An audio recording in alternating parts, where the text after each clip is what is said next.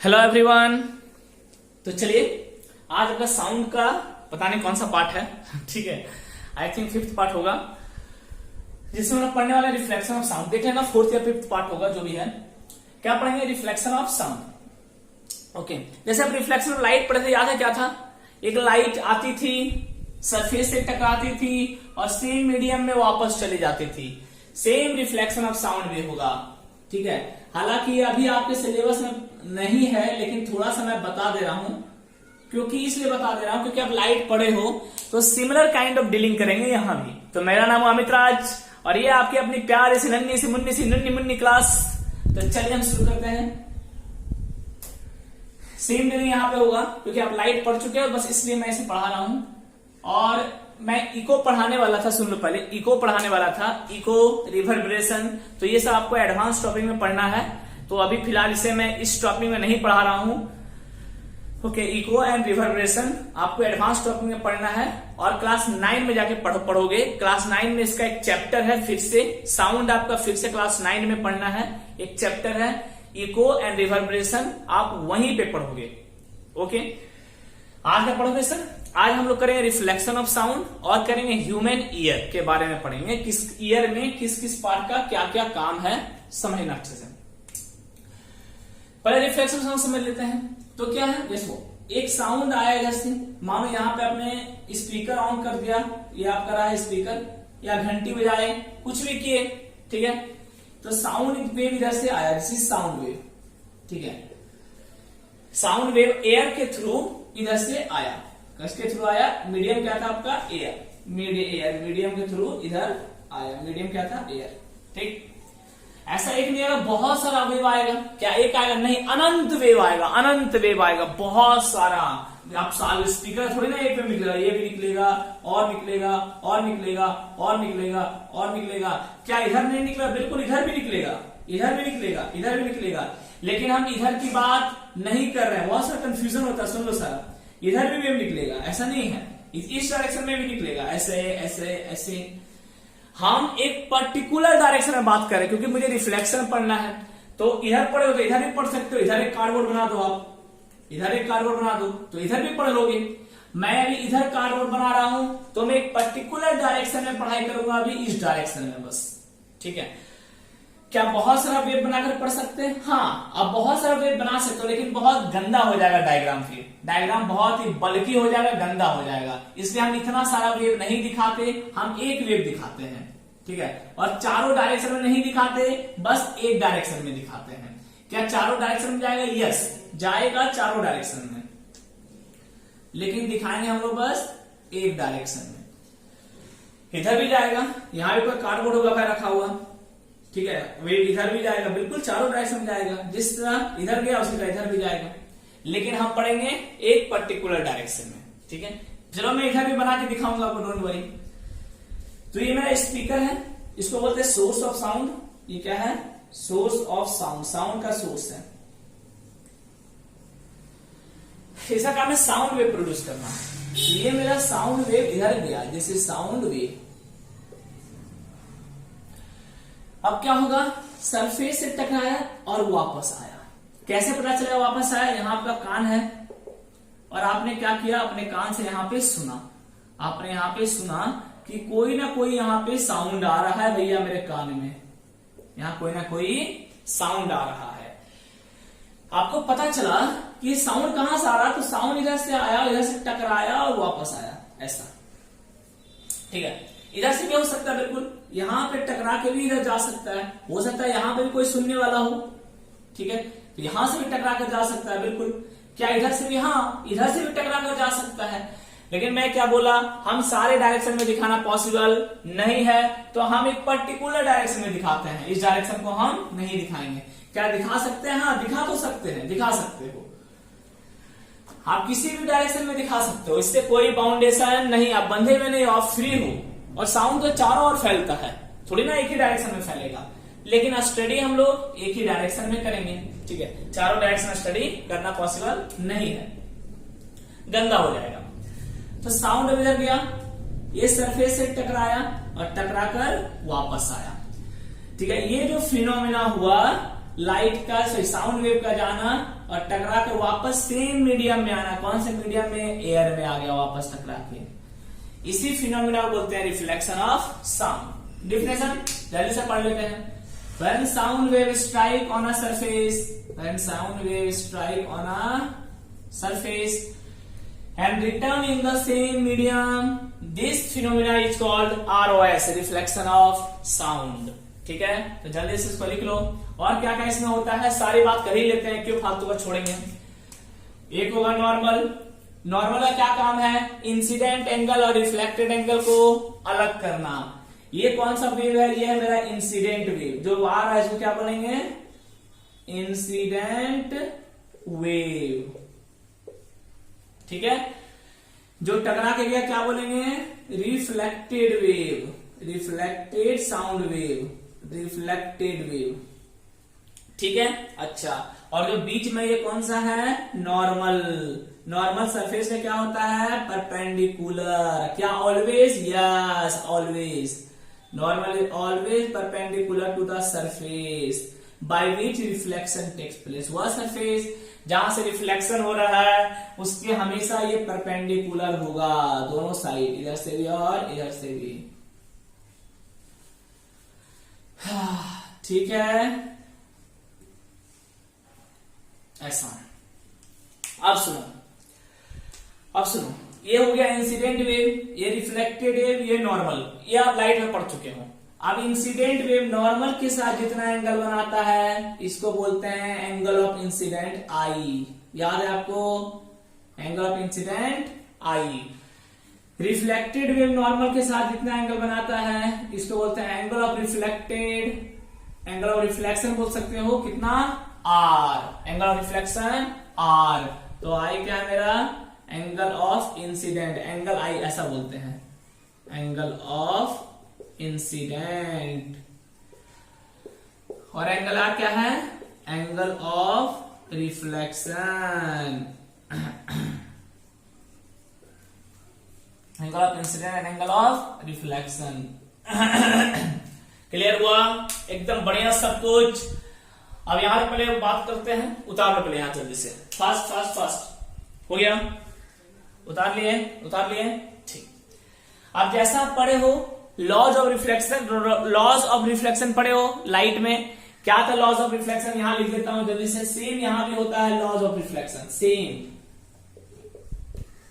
जहां जहां रिफ्लेक्शन होगा वहां लॉज ऑफ रिफ्लेक्शन वैलिड है भाई, सीधी सी बात है। लॉज ऑफ रिफ्लेक्शन यहां भी पढ़ेंगे इसके बारे में, लॉज ऑफ रिफ्लेक्शन के बारे में। क्या क्या है लॉज ऑफ रिफ्लेक्शन? जल्दी से सुनो, फटाक से सुन लेते हैं इसके।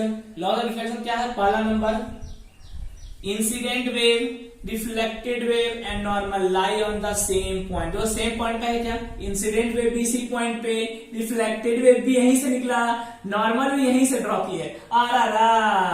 तीनों लाई ऑन द सेम पॉइंट। क्या लिखेंगे? Incident wave, reflected wave and normal lie on same point। क्या आ रहा है? कहीं कट रहा है? देखने दो, नहीं कट रहा है। ठीक, को चमक रहा है क्या? नहीं, सही है। तो पहला हो गया ये लॉज ऑफ रिफ्लेक्शन। दूसरा लॉज ऑफ रिफ्लेक्शन में आते हैं। दूसरा लॉज ऑफ रिफ्लेक्शन में आते हैं, पढ़ चुके आप ये सब, ज्यादा कोई दिमाग नहीं लगाना है। दूसरा लॉज ऑफ रिफ्लेक्शन क्या बोलता है? जितना इंसिडेंट एंगल होगा उतना ही रिफ्लेक्टेड एंगल होगा। लिख लेना, angle of incident is always equal to the angle of reflection.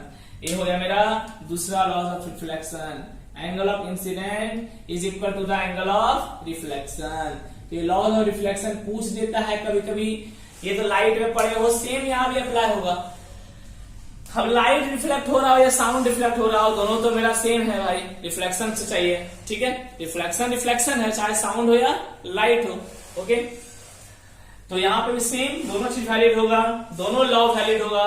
Incident wave, reflected wave and normal lie on the same point and angle of incident equal to angle of reflection. पूरा बढ़िया से छाप लो। चलिए यहां तो लिखिए। तो इसका एप्लीकेशन भी आपको पढ़ना है। ठीक है, एप्लीकेशन अभी नहीं, आपको ये एप्लीकेशन पढ़ना है क्लास 9 में। लेकिन थोड़ा सा मैं बता दूं इसको रिफ्लेक्शन ऑफ साउंड को कहाँ यूज करते हैं, फिर हम लोग ह्यूमन ईयर में आएंगे, ठीक है।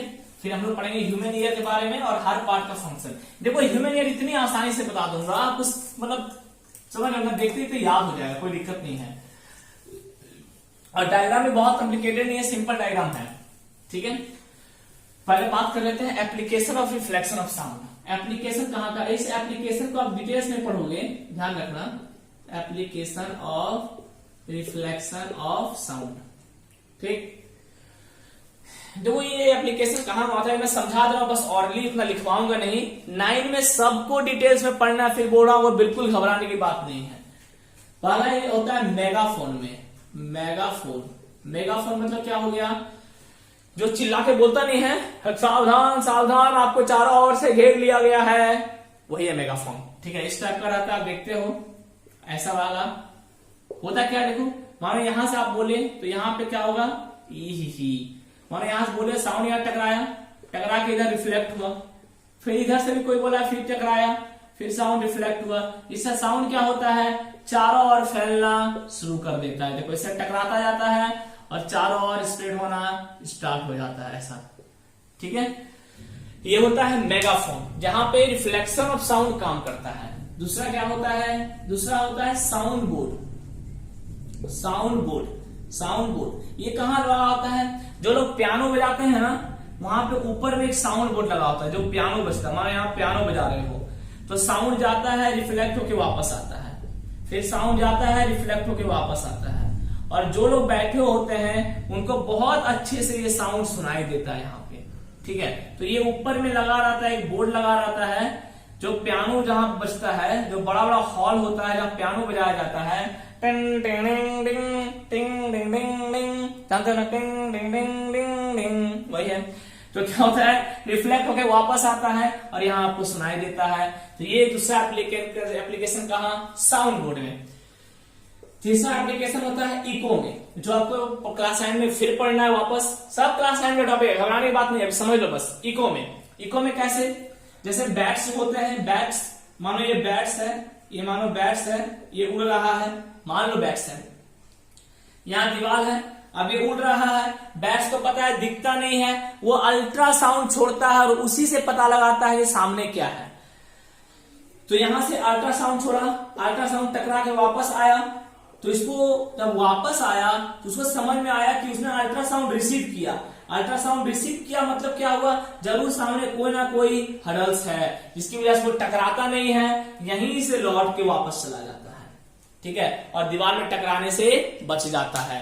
या फिर कोई कीड़ा उड़ा पकड़ना हुआ उसको, तो शिकार के लिए भी यूज करता है ये। जैसे मान लो इसके जगह पे, दीवार की जगह कोई कीड़ा है, कोई कीड़ा यहाँ उड़ रहा है, ये अल्ट्रासाउंड छोड़ा, टकरा के वापस आया, तो मैं जब बहुत हाइट पे बैट्स उड़ते हैं और वहां पे टकरा के साउंड वापस आ गया, इसको समझ आ जाता जरूर सामने कोई ना कोई कीड़ा उड़ रहा है जिससे मेरा साउंड टकरा के आया।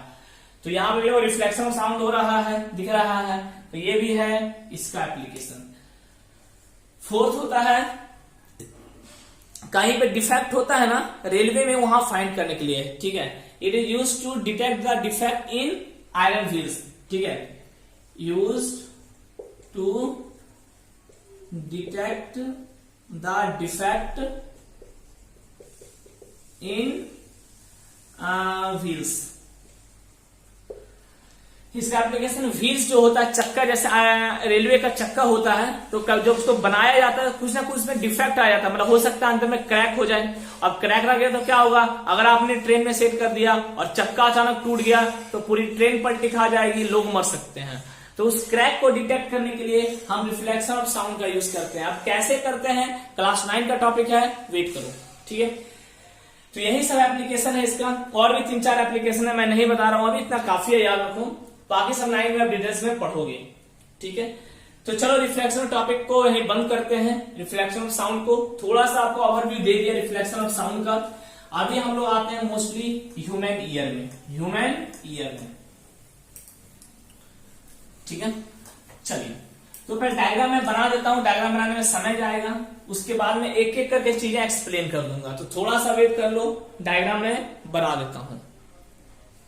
चलिए मैं सोचा बना दो, लेकिन फिर सोचा आपके साथ ही बनाता हूं, ठीक है, आप लोग समझ पाओगे कि कैसे बनता है। चलो साथ में ही बनाते हैं। तो थोड़ा सा ज्यादा लगेगा, लेकिन थोड़ा सा फास्ट जाऊंगा।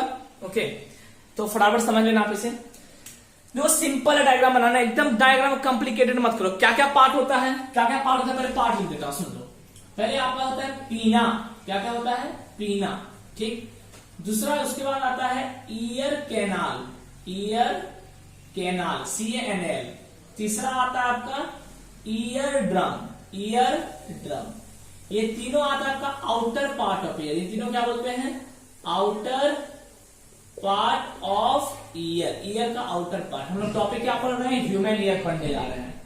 We are going to study human ear, ठीक है। सोचा साथ में बनाते हैं। कट रहा है क्या? हाँ, थोड़ा कट रहा है, थोड़ा ऐसे नीचे लिखना पड़ेगा मुझे आपके, इसलिए मैं देखता रहता हूं कहीं कट रहा है क्या। ह्यूमन ईयर, ठीक है। ये तीनों होता है, कहलाता है आउटर पार्ट ऑफ ईयर। उसके बाद आपका आता है क्या? हैमर। ये तीनों बोन होता है। एनविल एंड स्टीरा, STIRRUP,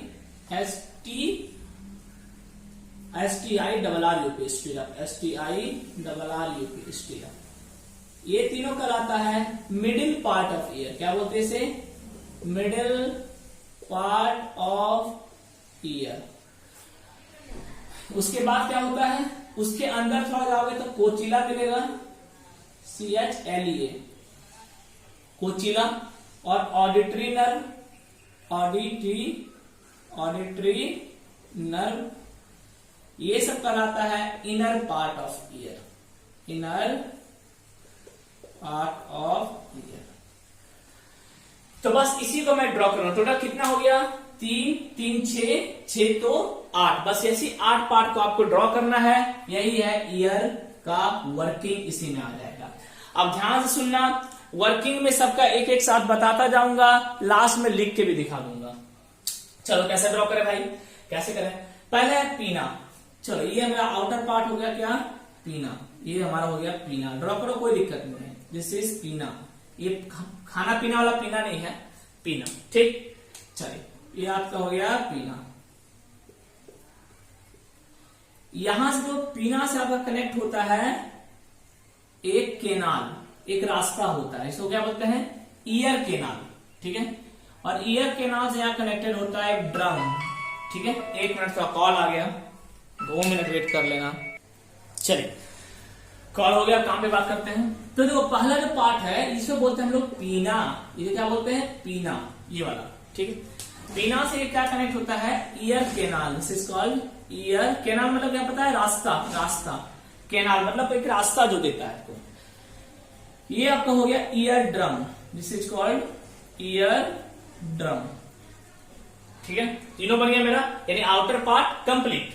अब आ जाओ मिडिल पार्ट में, ठीक। आराम से बनाओ, सिंपल सिंपल, होले होले, प्रेम से, होले होले। अब यहां से क्या होगा? यहां से निकालो बोन। यहां से बोन कनेक्ट होता है, सुनो, बोन नहीं बोन, ऐसे। तो ये पहला जो बोन होता है, this is the first bone, जिसे हम लोग बोलते हैं हैमर। क्या बोलते हैं? हैमर, ठीक है।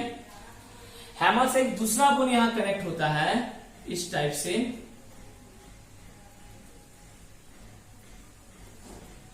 ऐसे। ये सेकेंड बोन है जो हैमर से कनेक्ट होता है, ये सेकेंड बोन, इसे बोलते हैं एनविल। क्या बोलते हैं? एनविल, ठीक। और एनविल से एक थर्ड बोन यहां कनेक्ट होता है इस टाइप का, ठीक है। तो थोड़ा ऐसे बना दो। थर्ड बोन कनेक्ट होता है कुछ इस टाइप का, ये, जिसे बोलते हैं स्टिरअप, STRI, क्या था स्पेलिंग? STIRRUP, STIRRUP, stirrup. तो ये 3 बोन आपका इस टाइप से कनेक्टेड होता है, ध्यान रखना। 3 बोन यहां पे कनेक्टेड होता है। पहला क्या होता है? हैमर। दूसरा क्या होता है? एनविल। और तीसरा क्या होता है? स्टिरअप, ठीक है। इसको नीचे लिख देता हूं मैं, इसको स्टिरअप बोलते हैं, STIRRUP, स्टिरअप। ये हो गया 3 बोन। चलो, मिडिल पार्ट मेरा कंप्लीट हो गया ईयर का। आउटर पार्ट तो हो ही गया था, ठीक है, मिडिल पार्ट भी हो गया, ठीक। अब आते हैं इनर पार्ट। अब यहां पे क्या होता है, एक ओवल विंडो होता है, ओवल विंडो। ओवल विंडो क्या होता है बताता हूं, एक इस टाइप का विंडो कनेक्ट होता है, ठीक है, और जहां से क्या होता है, कोचिला कनेक्ट होता है, cochlea, this is called Oval window, Oval window. और यहां से क्या होता है, कोचिला कनेक्ट, कोचिला देखो ना, गोल गोल मुड़ा हुआ होता है, ऐसे करके, ऐसे करके, ठीक है, माफ करना थोड़ा यहाँ पे जगह नहीं बचा मेरे पास बनाने के लिए। ओहो, क्या कोचिला को मैं बाद में बनाऊं? हाँ बना सकते हो सर। अच्छा देखता हूं, एडजस्ट करने की कोशिश करता हूं। आप बनाना, गोल गोल कर देना, बुकलेट है बस, इसे आप गोल गोल रहेगा और कुछ नहीं।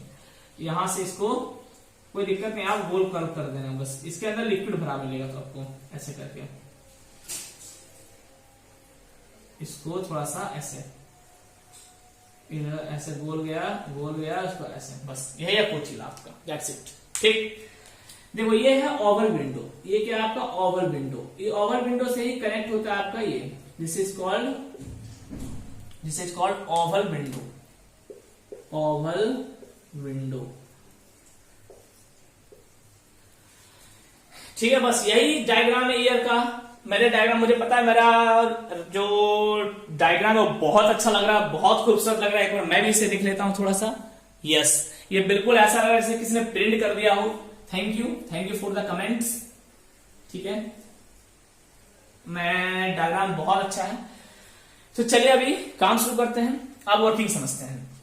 इसको बोलते हैं कोचिला। इसके अंदर क्या होता है, लिक्विड भरा हुआ होता है। क्या भरा होता है, पूरा में लिक्विड भरा होता है। देखो ये पूरा में क्या भरा है आपका, लिक्विड भरा होता है, लिक्विड, सेमी फ्लूइड इसको बोलते हैं, लिक्विड भरा होता है, दिस इज कोचिला, कोचिला, ठीक है। ये हो गया कोचिला। कोचिला, अब कोचिला से कनेक्टेड होता है, यहां से नर्व कनेक्ट होता है जो ब्रेन में जाता है, इसको बोलते हैं ऑडिटरी नर्व। क्या बोलते हैं, ऑडिटरी नर्व, ऑडिटरी नर्व ऐसे, ठीक है। ये से हो गया क्या आपका ऑडिटरी नर्व। बस यही पूरा काम है, यही पूरा है ह्यूमन ईयर। अब वर्किंग समझो अच्छे से। डायग्राम आ गया, मजा आ गया सर, मजा आ गया, क्या डायग्राम बना है, मजा आ गया, ठीक, बहुत बढ़िया, बहुत अच्छा, दिल खुश कर दिया आपने। अब समझो क्या क्या काम होता है, सुनना ध्यान से। पीना का काम क्या होता है, पीना का काम होता है साउंड को रिसीव करना। यानी क्या हुआ, ये पीना जो आप देख रहे हो, ये वो इतना बड़ा एरिया है इसका, देख लो ये एरिया रहा, यानी ये साउंड को रिसीव करता है। इसको काट देंगे तो सुनाई देगा, बिल्कुल देगा, कम सुनाई देगा। देखते हो कभी आपको कुछ सुनना होता है, बूढ़े लोग को देखा हो ऐसे कान सटा देते हैं, हाँ बोलो बोलो, ऐसे करके कान सटा देते हैं, इस टाइप के। वो क्या करते हैं, हाथ को ऐसे लगा के अपना एरिया और बढ़ा लेते हैं। भगवान ने इतना एरिया दिया है, अगर आप हाथ को ऐसे कर लो तो यहां पे भी जो साउंड टकराएगा वो भी ईयर में जाएगा, यहां जो साउंड टकराएगा वो भी ईयर में जाएगा। यानी ऐसे करके वो अपने ईयर पीना के एरिया को बढ़ा देते हैं। तो पीना का काम क्या होता है, साउंड को रिसीव करना। अभी कुछ नहीं लिखाऊंगा, सिर्फ समझो, ना ही तुम कुछ लिखोगे अभी, ठीक है। पीना का काम क्या हो गया, साउंड को रिसीव करना। चलो खत्म, पीना का काम खत्म। ईयर के नाल का काम है साउंड को रास्ता प्रोवाइड करना। साउंड जो मेरा रिसीव हुआ उसको पाथ प्रोवाइड करना। जो साउंड आपका रिसीव हुआ इसको पाथ प्रोवाइड करना, रास्ता देना। कोई फ्लो करने के लिए तो रास्ता चाहिए, ऐसे। ये काम होता है ईयर केनाल का। ईयर ड्रम का काम क्या है, जो साउंड आए वो कहां से टकराएगा, वो सबसे पहले टकराएगा ईयर ड्रम से, इसी से टकराएगा सबसे पहले, ठीक है। तो ईयर ड्रम से जैसे टकराया, ईयर ड्रम वाइब्रेट करना शुरू कर दिया।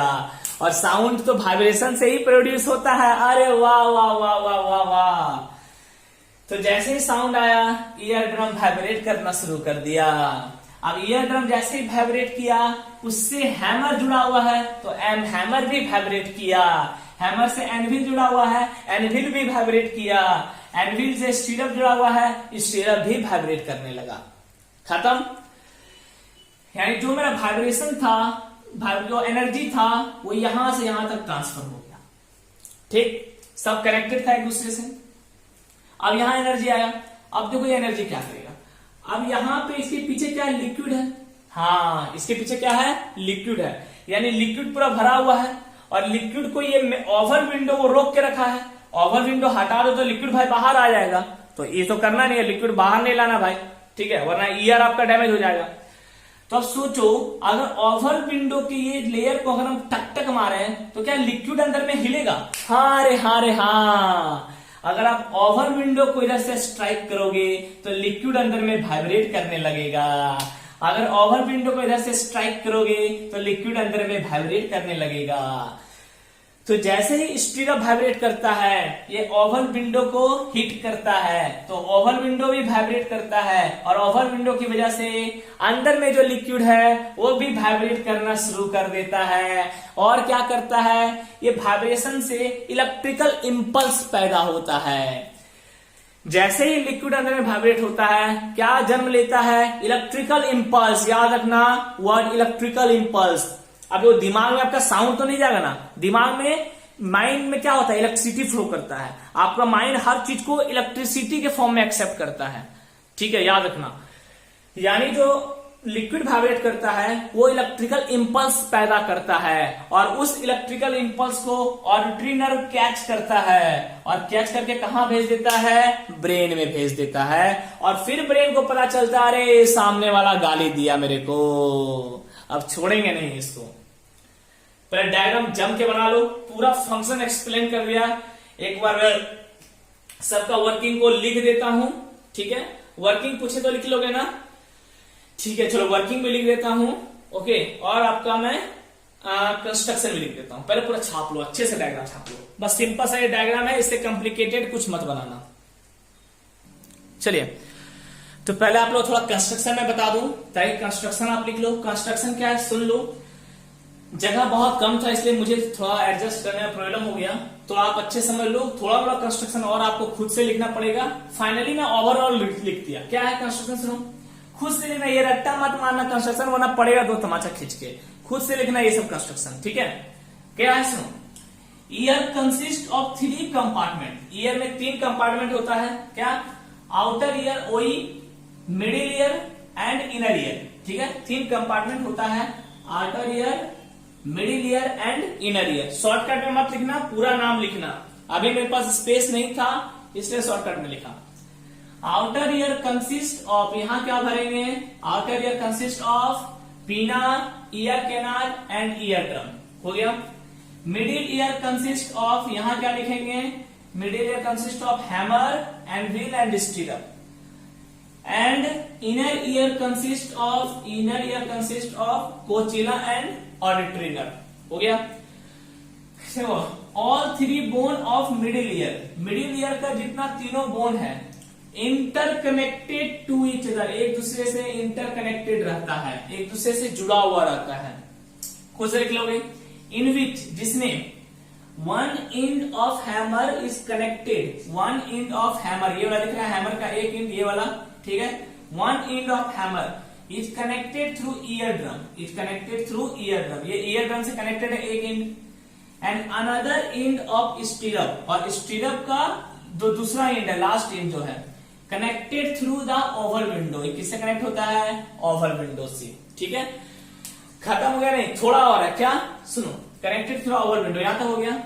लिखना एट लास्ट, एट लास्ट मतलब अंत में, at last in the inner part of year, at last अंत में, in the inner part of year, cochlea connected through the oval window. Cochlea किससे कनेक्टेड होता है दिख रहा है आपको? ओवल विंडो से कोचिला जुड़ा हुआ है। Cochlea connected through the oval window which are filled with liquid, which are filled with fluids बोल सकते हो या लिक्विड बोल सकते हो, which are filled with liquid, जो लिक्विड से भरा हुआ होता है। And an auditory nerve connected through the cochlea, an auditory nerve connected through the cochlea which receive the impulse and send to the brain, which receive the impulse and send to the brain। तो ये पूरा construction है, simple सा, I think उतार लिए होगे। चलो थोड़ा वर्किंग में फटाक से लिख देता हूं, उसे भी एक्सप्लेन कर देता हूं। चलो वर्किंग में आपको लिखवाऊंगा नहीं, ठीक है, मैं सोचा वर्किंग लिख दो, लेकिन मैं नहीं लिखवाने वाला, आप खुद से लिखो। थोड़ा मैं जूम कर देना वीडियो को, मैं खुद समझा रहा हूं, आप खुद से लिखोगे, ठीक है। चलिए अभी मेरा फुल फोकस आपका ईयर पे है, डायग्राम पे। ठीक है, थोड़ा जूम कर दिया मैंने इसे, फुल फोकस यहां करो और वर्किंग खुद समझो। क्या करे वर्किंग, कैसे लिखे खुद समझो। अब आदत डालो, थोड़ा सा खुद से लिखने की आदत डालो।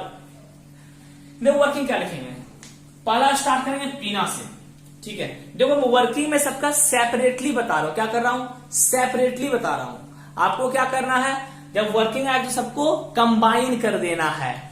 क्यों सेपरेटली बता रहा हूं, क्योंकि हो सकता है वो सेपरेटली पूछ ले, बताओ सिर्फ ईयर ड्रम का क्या काम है। अब मैं वर्किंग सिर्फ लिखवा दिया, अपने ईयर ड्रम का काम क्या वर्किंग में आप ढूंढने बैठ जाओगे तो ये काफी डिफिकल्ट हो जाएगा आपके लिए। इसलिए मैं वर्किंग एक एक करके अलग अलग पार्ट बता रहा हूं, एग्जाम में क्या करना, जोड़ देना, ठीक है। चलो आते पीना में। पीना का क्या काम है, सुनो। पीना का काम क्या है, it helps to receive sound wave, it helps to receive sound wave. कैसे लिखेंगे इसको, पहले लिखेंगे pinna is the outer part of the ear, pinna is the outer part of the ear, outer most part लिख सकते हो, सबसे बाहरी part. Pinna is the outer most part of the ear which helps to receive sound wave from, कहां से, source. Source मतलब जहां से प्रोड्यूस हो रहा है, फ्रॉम सोर्स। पहला काम खत्म पीना का, ठीक है। सोर्स से ये साउंड वेव को रिसीव करने में मदद करता है, ठीक है। दूसरा ईयर केनाल, दूसरा क्या है, ईयर केनाल। ईयर केनाल का क्या काम है, ईयर केनाल का क्या काम है, जो साउंड वेव आया उसको ये रास्ता देता है, एक पाथ देता है, पाथ देता है फ्लो करने के लिए। यानी क्या लिखेंगे, it helps to provide path, it helps to provide path for the flow of sound wave, for the flow of sound wave, sound wave, ठीक है। Reaches to the ear drum, कहां पे पहुंचता है, ear drum, R E, so sound wave reaches to ear drum. नीचे cut रहा है, मुझे एक बार देखने दो, रीचेस टू ईयर ड्रम नहीं कट रहा, वेरी नाइस, ठीक है। ये किसका काम हो गया, ये हो गया ईयर कैनाल का काम। ये साउंड वेव को रिसीव किया, ठीक है, और क्या क्या एक रास्ता दिया फ्लो करने के लिए साउंड वेव को, ताकि कहां तक पहुंच सके, ईयर ड्रम तक पहुंच सके। अच्छा, बहुत बढ़िया, बहुत अच्छा, दिल खुश कर दिया आपने, बहुत अच्छा, मजा आ गया भाई, मजा आ गया। ईयर ड्रम में आते हैं, ईयर ड्रम में, ईयर ड्रम का काम है, सुनो। ईयर ड्रम का काम है जो साउंड एनर्जी है या जो साउंड वेव है, वेव क्या एनर्जी ही है, ठीक है। जब साउंड वेव आपका ईयर ड्रम से स्ट्राइक होता है तो ईयर ड्रम का काम है वाइब्रेट करना, इज प्रोड्यूस वाइब्रेशन। तो ईयर ड्रम का काम है, यहां लिख रहे क्या, ठीक है, लिख लो, मैं बता रहा हूं, खुद से लिखो, ठीक है, खुद से लिखो, मैं बता रहा हूं। तो लिखो ear drum is start to vibrate, ear drum is start to vibrate when sound wave strike to it, when sound wave strike to it, ठीक है। ईयर ड्रम क्या होता है, वाइब्रेट करना स्टार्ट होता है, या बोल सकते ईयर ड्रम वाइब्रेशन प्रोड्यूस करता है। कुछ बुक में ऐसा भी लिखा रहेगा, ear drum produce vibration when sound wave strike to it, ठीक है, ये भी सही है, हो गया ईयर ड्रम, ठीक है। और ईयर ड्रम खत्म नहीं हुआ, आगे और लिखना है, and this ear drum transfer the vibration to the hammer, उसे में लिखना है। और ईयर ड्रम क्या करता है, उस जो वाइब्रेशन हुआ उसको किस में ट्रांसफर कर देता है, हैमर में ट्रांसफर कर देता है। तो पूरा ईयर ड्रम समझ में आ गया। ईयर ड्रम, ठीक है, produce vibration when sound wave strike to it and this vibration transfer to the hammer, okay, and this vibration transfer to the hammer, ठीक। अब आ जाओ हैमर में। अब लिखना, hammer is the middle part of the ear which are connected through the eardrum and receive vibration through it, ठीक है, which are connected through the eardrum and receive vibration, ठीक है, through it, इसके द्वारा vibration को receive करता है, ठीक है। अभी खत्म नहीं हुआ, this vibration again transmit to the anvil, यह वाइब्रेशन किसको ट्रांसमिट कर देता है, एनविल को, बस खत्म, हैमर खत्म हो गया। अब आ जाओ एनविल में। Anvil connected through the hammer which carry on the vibration, anvil किससे कनेक्टेड होता है? हैमर से। Anvil connected to the hammer which carry on the vibration and transfer to the stirrup. Anvil connected through the hammer which carry on the vibration and transfer to the stirrup। हो गया anvil का। हमारा stirrup में, stirrup is the last part of middle ear, middle ear का ये last part है बिल्कुल। Which are connected through the anvil, receive the vibration through it, receive the vibration through it and finally it disturb the oval window. और finally ये किसको disturb कर देता है? ओवल विंडो को डिस्टर्ब कर देता है। And finally it disturb the oval window of cochlea, cochlea का। हो गया तीनों का खत्म वर्किंग। अब आ जाओ ओवल विंडो, ठीक है। ओवल विंडो क्या करता है? Oval window connected through the cochlea, या बहुत से Oval window is a membrane, एक मेम्ब्रेन है। Oval window is a membrane connected through the cochila, which transmit the vibration to the fluid part of cochila। जो vibration को किसमें transmit कर देता है? ट्रांसफर कर देता है, ऐसा लिख सकते हो। Oval window is the membranous part of the cochila which transmit the vibration or which transfer the vibration to the liquid part of cochila। जो वाइब्रेशन को कोचिला के लिक्विड पार्ट में ट्रांसफर कर देता है। हो गया यहां तक ओवल विंडो का। आवाज कोचिला में, cochlea is the inner part of the year, cochlea is the inner part of the ear which contains liquid inside with in it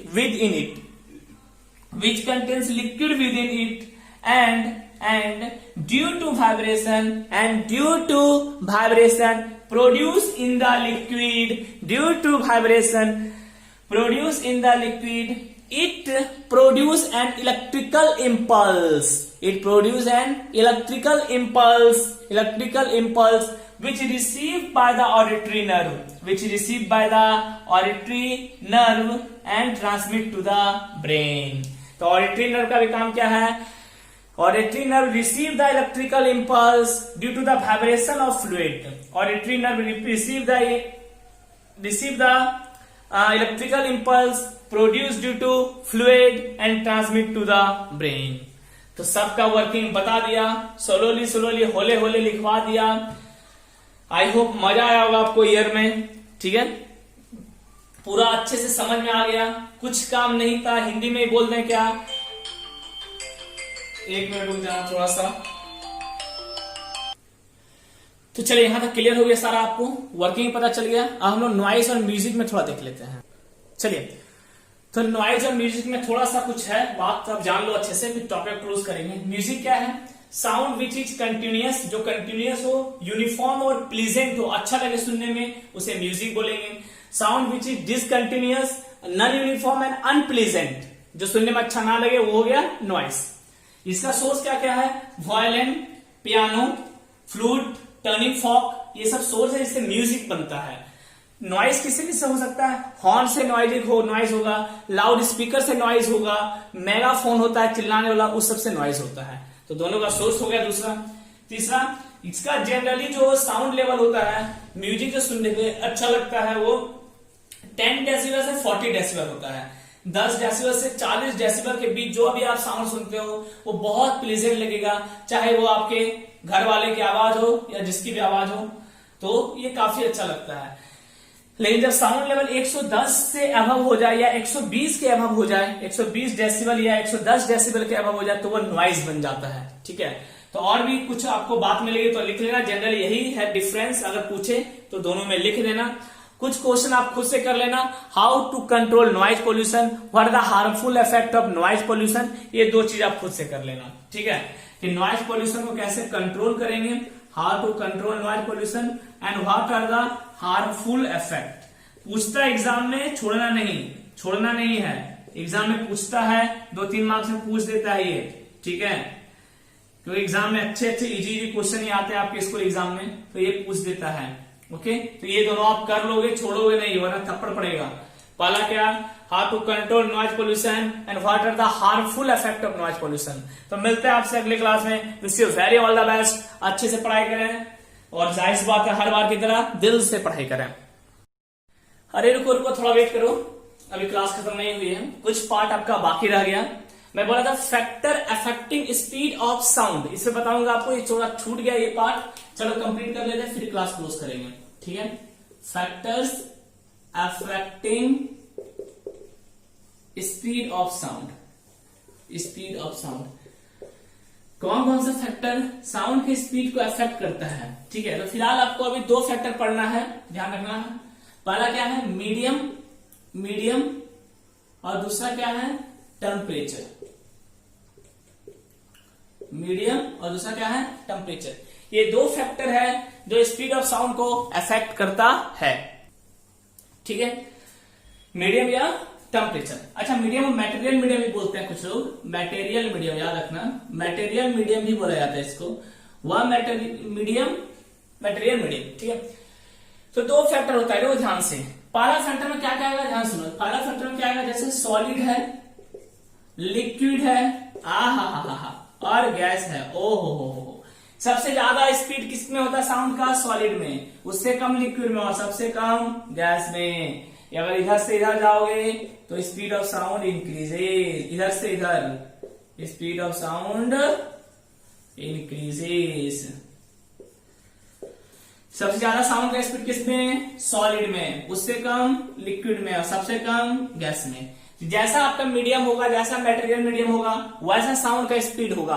अब सवाल होता है सर सॉलिड में सबसे ज्यादा स्पीड क्यों होता है, बात करेंगे, वेट करो।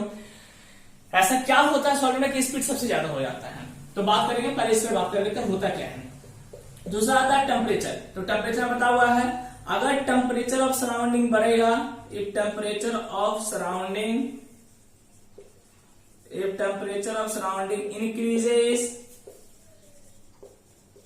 increases, ठीक है। If temperature of surrounding increases, then speed of sound also increases, तो स्पीड ऑफ साउंड भी बढ़ेगा, ठीक है। कहीं नीचे कट रहा है नहीं, ठीक है। तो अभी यही दो फैक्टर है जिसका आपको काम करना है। अब सवाल आता है क्यों, ऐसा क्यों होता है, ठीक है। वाई आंसर आता है आपके सामने एक। पहला फैक्टर क्या है, मटेरियल मीडियम, जैसे सॉलिड में स्पीड ज्यादा, उससे कम लिक्विड में, सबसे कम स्पीड साउंड का गैस में। दूसरा क्या आता है फैक्टर, टेम्परेचर अगर सराउंडिंग का आपका इंक्रीज कर जाता है तो आपका स्पीड ऑफ साउंड भी इंक्रीज कर जाएगा। सराउंडिंग का टेम्परेचर अगर बढ़ेगा तो स्पीड ऑफ साउंड भी इंक्रीज कर जाएगा, बढ़ जाएगा, ठीक है।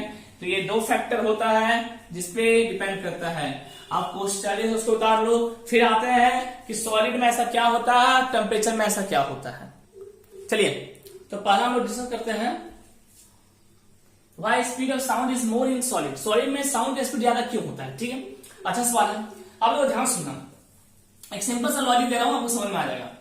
मानो एक पत्थर यहां पे है, एक पत्थर यहां है, एक पत्थर यहां है, एक पत्थर यहां है, एक पत्थर यहां, एक पत्थर यहां, एक पत्थर यहां, इस टाइप का पत्थर अरेंज किया हुआ है, ठीक है। और आप इस पत्थर पे खड़े हो, आप यहां खड़े हो और पत्थर पे कूद कूद कूद कूद कूद कूद कूद कूद करके आपको घर जाना है, ये घर है आपका, ठीक है। पत्थर पे कूद कूद के आपको कहां जाना है, घर जाना है। ये बहुत सारा पत्थर अरेंज है, इसमें कूद कूद करके आपको घर जाना है, एक से दूसरा पत्थर, दूसरे से तीसरा पत्थर कूदते रहना है, ठीक। दूसरा केस क्या है, दूसरा केस में फिर से एक पत्थर है और फिर से आप खड़े हो, ये रहा नहीं, मेरे को तो घर जाना है भैया, पत्थर दे दो, मैं घर जाऊंगा, पत्थर दे दो। एक पत्थर यहां, एक पत्थर यहां, एक पत्थर यहां, एक पत्थर यहां, एक पत्थर यहां, और यहां घर है आपका। सोचो किसमें ज्यादा समय लगेगा कूद कूद के घर जाने में, क्या यहाँ पे इस पत्थर में कूद कूद के घर जाने में ज्यादा समय लगेगा, ये घर है आपका, या फिर यहाँ पे इस पत्थर में कूद कूद के जाने में ज्यादा समय लगेगा। सोच समझ के जवाब देना। Sir very simple sir, very simple, इसमें कम समय लगेगा, इसमें ज्यादा समय लगेगा। क्यों, ऐसा क्या हो गया, ऐसा क्या हो गया, it will take less time, it will take less time, ये बहुत कम समय लेगा, and it will take more time, ये बहुत ज्यादा समय लेगा। ऐसा क्या हो गया ये हो गया कि यहाँ पत्थर की दूरी बहुत ज्यादा है, पत्थर की दूरी बहुत ज्यादा है, यहाँ बहुत रिस्क है, ये गिर सकता है, ठीक है। इसको सोच समझ के कूदना पड़ेगा, समय लगेगा। इसमें पत्थर सटा हुआ है, दौड़ जाएगा, तुरंत पहुंच जाएगा। आहा हा हा हा, ओ हो, बात समझ में आ गई, बात समझ में आ गई। क्या समझ में आ गया? सॉलिड में यही होता है, सॉलिड में पार्टिकल सारा एक दूसरे का क्लोज होता है, सब एक दूसरे के पैक होता है। तो सॉलिड में जो साउंड है वो आराम से एक दूसरे में ट्रांसफर हो जाता है। साउंड क्या है? एनर्जी का ट्रांसफर। साउंड क्या है? एनर्जी का ट्रांसफर। एनर्जी को ट्रांसफर होने के लिए साउंड में क्या चाहिए? Medium, medium, medium. यानी मीडियम जितना क्लोज रहेगा साउंड उतने तेजी से ट्रेवल कर जाएगा। मीडियम जितना दूर दूर रहेगा, पार्टिकल मीडियम का पार्टिकल जितना दूर दूर रहेगा, एनर्जी अच्छे से, साउंड अच्छे से ट्रेवल नहीं कर पाएगा। तो सॉलिड में क्या होता है? सारा पार्टिकल क्लोज होता है, एक दूसरे को ठोकता है, दूसरा तुरंत तीसरे को ठोकता है, तीसरा तुरंत चौथे को ठोकता है, और तुरंत स्पीड जो साउंड का बढ़ जाता है और फटाक से ट्रेवल कर जाता है। यहां सोचो, यहां मैं एक को वाइब्रेट करूं तो क्या सारा आसानी से वाइब्रेट होगा? बिल्कुल आसानी से वाइब्रेट होगा। क्यों? सब सटा हुआ है। यहां एक को वाइब्रेट करूं, क्या बाकी वाइब्रेट होगा आसानी से? नहीं, इसको यहां से यहां तक जाना पड़ेगा तब इसको ठोकेगा, इसको यहां तक यहां जाना पड़ेगा तब ठोकेगा, इसको यहां से यहां तक जाना पड़ेगा तब ठोकेगा, इसको यहां तक यहां जाना पड़ेगा तब ठोकेगा। समय लगेगा, समय लगेगा। इसमें समय लगेगा? बिल्कुल नहीं, सब सटा हुआ है, फटाक से एनर्जी ट्रांसफर हो जाएगा। यही कारण है कि जो है स्पीड ऑफ साउंड सॉलिड में ज्यादा होता है। चलो आंसर पढ़ लेते हैं। Particle of solid are very close to each other. जो सॉलिड का पार्टिकल है बहुत क्लोज होता है एक दूसरे से। So the transfer of energy from one particle to another particle takes place very less time. Takes very less time. तो क्या होता है? एनर्जी का जो ट्रांसफर होता है एक पार्टिकल से दूसरे पार्टिकल में, एकदम सिंपल वर्ड में लिखा हुआ है, मैंने बिल्कुल वर्ड को नहीं घुमाया, वो बहुत शॉर्ट टाइम में होता है, ठीक है। और इसलिए क्या होता है? स्पीड ऑफ साउंड बढ़ जाता है। जल्दी से पूरा उतार लो, इससे बढ़िया नहीं समझाएगा कोई, उतार लो। चलिए तो सेकंड क्वेश्चन पे आते हैं हम लोग। ओके, कि why the speed of sound increases with increase in temperature of sounding। ऐसा क्यों होता है कि साउंडिंग का टेम्परेचर बढ़ने से साउंड का स्पीड बढ़ जाता है? सिंपल सी बात है, सोचो। अगर मैं आपको ज्यादा पैसा दे दूं तो आप ज्यादा खर्च करना चाहोगे, है ना? कम पैसा दो तो कम खर्च करोगे। वैसा ही यहां होता है। जैसे ही सराउंडिंग का टेम्परेचर बढ़ता है, जो पार्टिकल होता है मीडियम का, जैसे अभी सराउंडिंग का टेम्परेचर बढ़ा दो तो एयर पार्टिकल यहां प्रेजेंट है, यहां मीडियम का पार्टिकल कौन है? एयर पार्टिकल है। अगर अभी सराउंडिंग का टेम्परेचर बढ़ा दिए तो पार्टिकल ऑफ द मीडियम जैसे पार्टिकल ऑफ द एयर हो गया, गेन एनर्जी को क्या करता है? गेन करता है। जाहिर सी बात है, टेम्परेचर में क्या है? एनर्जी ही तो है यार, एनर्जी है।